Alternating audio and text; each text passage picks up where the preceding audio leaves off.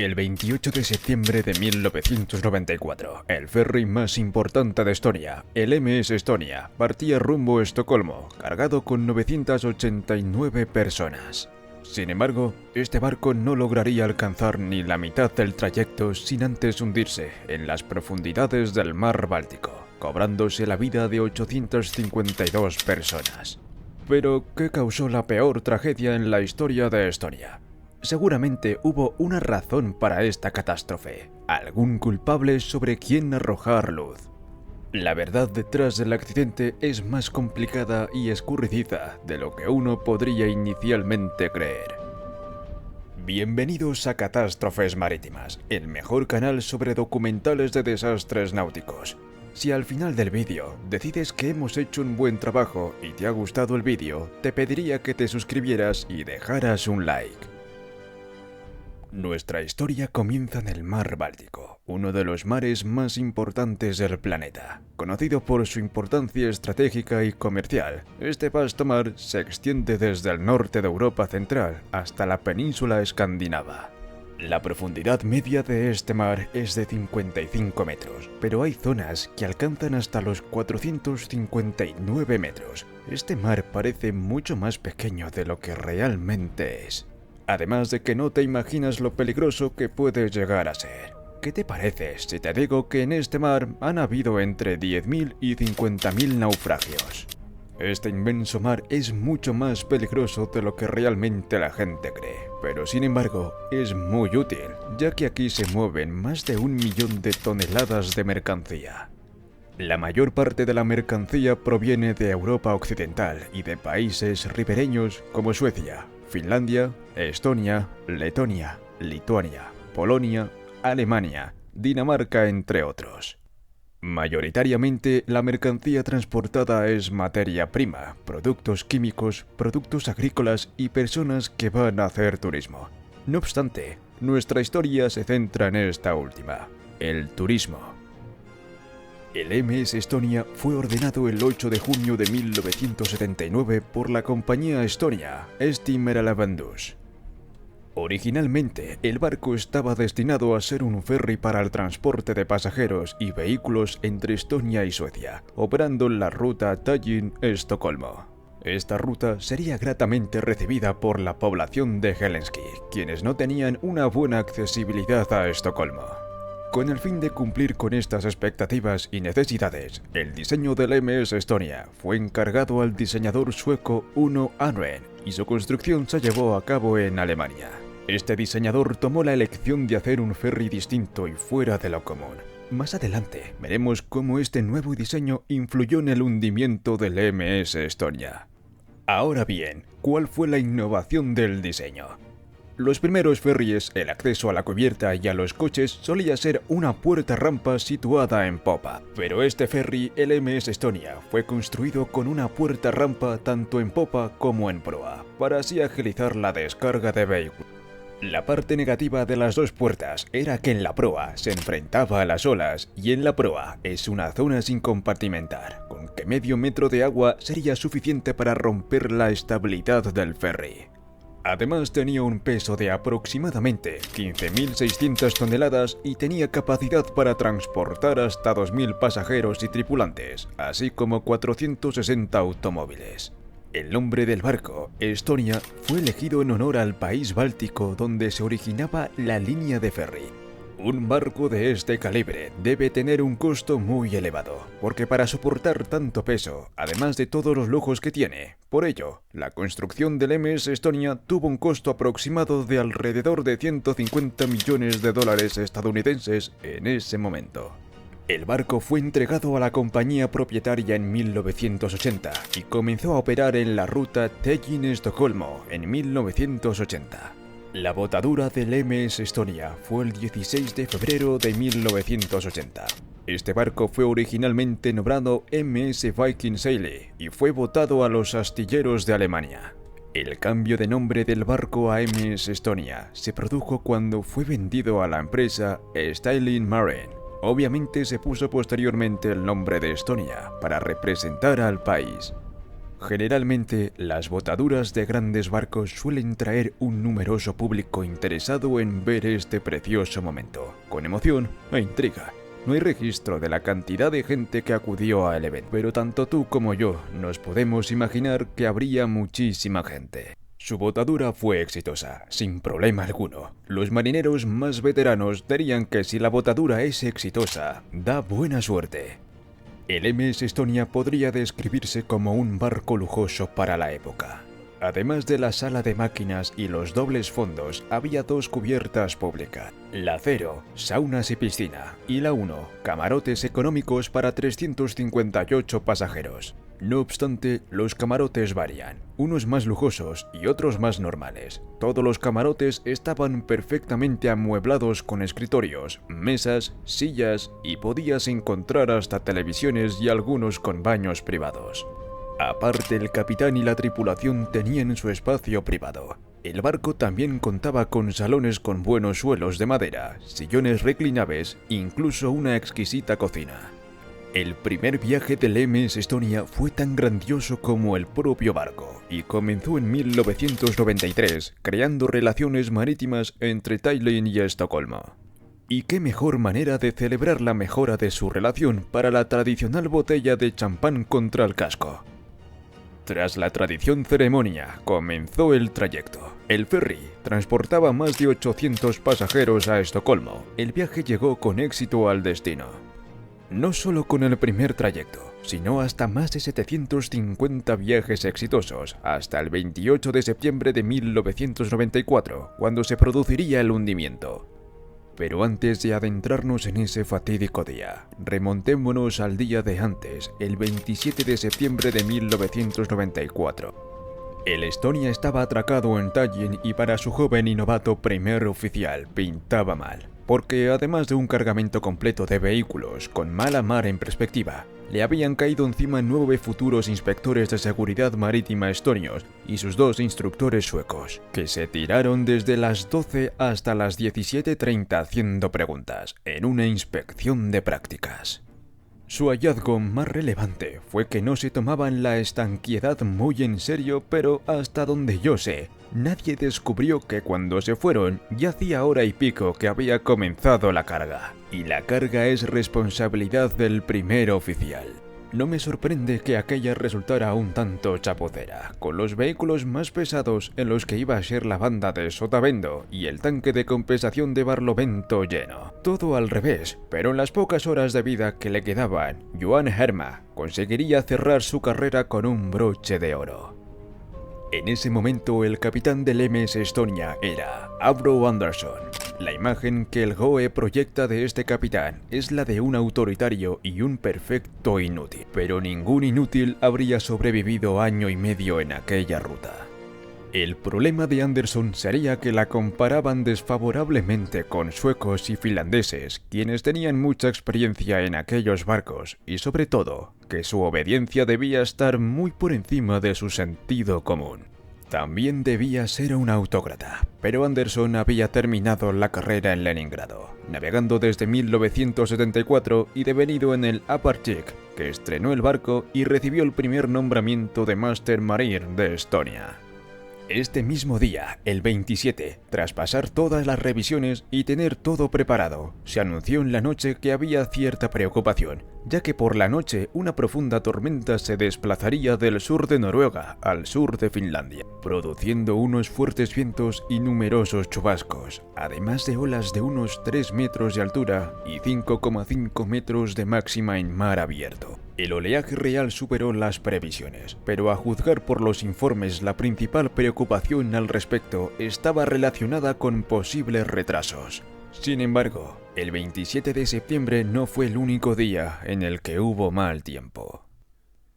Al día siguiente, el 28 de septiembre, el ferry estuvo todo el día amarrado en el muelle, ya que saldría del punto de partida sobre las 9:30 de la noche, tras un largo día de revisiones e investigaciones para chequear que todo estaba correcto. El ferry partía rumbo a Estocolmo. Una hora después de salir del puerto, sobre las 10 de la noche, el Estonia pasaba a través de la isla de Osmusar. Mientras tanto, Los fuertes y constantes vientos golpeaban la armada de babor. No solo el viento, la mar empeoraba con el paso de los minutos, tal y como se había previsto. Había olas de hasta más de 3 metros de altura. Ya sobre las 11:20, el ferry se acercaba al Amber, otro barco cuyo oficial vio como el Estonia llevaba una velocidad transatlántico, un ritmo veloz y sin pausa. La noche estaba impresionante, con una luna llena y una furiosa tormenta. Parecía una escena de película. Sobre las 11:30, el Estonia sentía una estampida de olas que chocaban contra la corteza. El capitán Anderson disminuyó la velocidad para intentar frenar el impacto de las olas. La idea de Anderson era cambiar el rumbo para intentar salir de la tormenta, así que el Estonia se desvió 25 grados a estribor. En ese instante, las rachas de vientos aumentaron y el mar venía con enormes olas de entre 7 y 8 metros. Una de las declaraciones de uno de los pasajeros que había cenado con el capitán fue la siguiente. Durante uno de estos golpes provocados por las olas, el capitán Anderson se puso rígido como una tabla. El capitán tenía un rostro de preocupación. Además, los oficiales que estaban de guardia estaban asustados ya que llevaban una velocidad demasiado alta, lo que hacía que el impacto de las olas fuera mayor. Pero ellos no se atrevieron a pronunciar una sola palabra al capitán. Mientras tanto, uno de los marineros, llamado Silverline, cuyo turno comenzaba, fue a hacer una revisión a la proa. Line sufrió una fuerte aceleración vertical que casi le arroja del barco. Cuando casi se cae por la proa, escuchó un golpe metálico agudo. Esto provocó una investigación de la zona donde había ocurrido. Mientras los oficiales investigaban, Line regresaba al puente del ferry donde se encontró al capitán Anderson. Anderson le dijo a Line que a pesar de llevar todos los motores encendidos, llevaban 1 hora de retraso. Pero lo que ni sabía ninguno de los dos es que 1 hora era bastante menos tiempo del que les quedaba de vida. Tras la investigación, el ruido que escuchó Line podría haber sido el sonido de una soldadura que se rompió en una parte del barco debido al impacto de una ola. Esto hizo que las otras partes que sujetaban la visera del barco tuvieran que soportar más peso de lo habitual, llevándolas al límite hasta que la visera solo quedó unida al barco por las bisagras y 2 pistones hidráulicos que normalmente no son para sostener peso. En condiciones normales, estas bisagras pueden manejar mucho peso de manera vertical, pero con el movimiento del mar, la visera comenzó a moverse también de manera horizontal. Este puso mucha presión en su estructura, llegando al punto de comenzar a romper la parte del barco donde estaba anclada. Eventualmente, esto hizo que la visera empujara la rampa del barco hacia adelante, forzando su apertura y dejándola colgando de manera inestable y solo parcialmente asegurada. Era alrededor de la 1:08 de la madrugada cuando el segundo oficial del barco escuchó más ruidos fuertes y alarmantes, así que le pidió a un marinero que bajara a investigar qué estaba pasando, esta vez acompañado del contramaster. Mientras tanto, Line esperaba en la recepción de la cubierta 5 para entrar al garaje. En el puente, el capitán perdió una oportunidad crucial de reducir la velocidad del barco, la cual igual les hubiera salvado la vida. A la 1:15 de la madrugada, la última parte que sujetaba la visera del barco cedió, y justo antes de caer al mar Báltico, golpeó fuertemente la parte delantera del barco, un golpe que todos a bordo pudieron sentir. Con la visera ya caída, la rampa de acceso se abrió completamente y el mar empezó a entrar rápidamente al garaje del barco. Un par de minutos después, desde la sala de control de máquinas, se podía ver a través de un monitor cómo el agua ya alcanzaba la altura de los coches y salpicaba la cámara. El barco comenzó a inclinarse unos 15 grados hacia un lado. Antes de que el barco comenzara a inclinarse, muchos de los pasajeros del barco, mareados por el movimiento en el mar, ya se habían ido a dormir a sus camarotes. Particularmente en la parte delantera, El ruido y las vibraciones causadas por las olas eran muy fuertes. Pero después de la 1 de la madrugada, empezaron a escuchar unos golpes muy fuertes en el casco.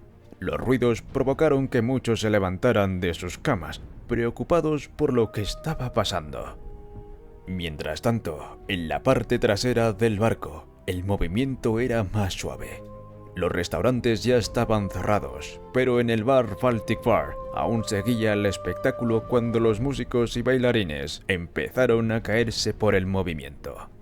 En el pub Admiral siguieron con el karaoke un poco más tiempo, y cuando sintieron el golpe de la visera contra el barco, incluso hubo quien bromeó diciendo que habían chocado con un iceberg.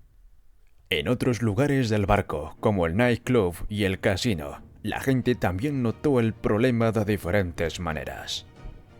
Algunos científicamente observaron cómo objetos se movían hacia un lado del barco. Otros, de forma más práctica, vieron cómo las mesas de juegos se caían y deslizaban, y algunos pasajeros en el café Nubnus se quedaron sentados inmóviles y aterrados. Desafortunadamente, en el puente de mando no parecían darse cuenta completamente de la gravedad de la situación. Sabían que había agua en el garaje y cerraron algunas puertas estancadas para evitar que el agua subiera más, pero intentaron solucionar el problema del barco inclinando de manera ineficaz y redujeron la velocidad del barco de manera peligrosa. Al final, no está claro si alguna acción diferente a esta altura hubiera cambiado el resultado. El barco intentó cambiar su posición para enfrentar de mejor manera el viento y las olas, ya que estaba inclinado hacia el estribor.